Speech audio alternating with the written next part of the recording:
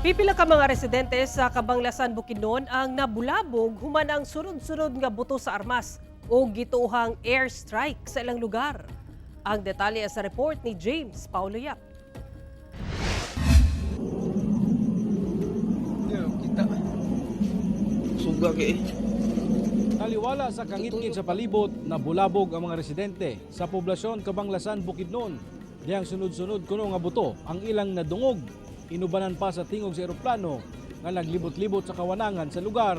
Pasado alas 12 tungang gabi, adlong Martes, sumala sa uploader sa video nga milungtad hantod alas 3 sa kadlawon ang buto-buto. Dako ang ilang pagtuo nga adunay engkwentro tali militar ug NPA sa bukiron nga bahin.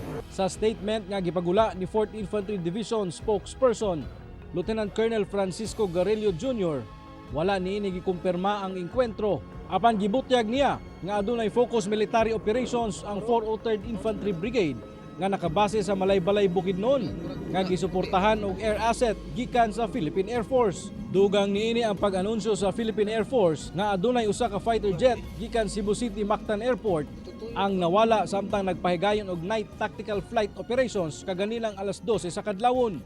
Apan wala niini gibutyag kung nasa ang misyon sa maong eroplano. Ako si James Paulo Yap, 1 Mindanao.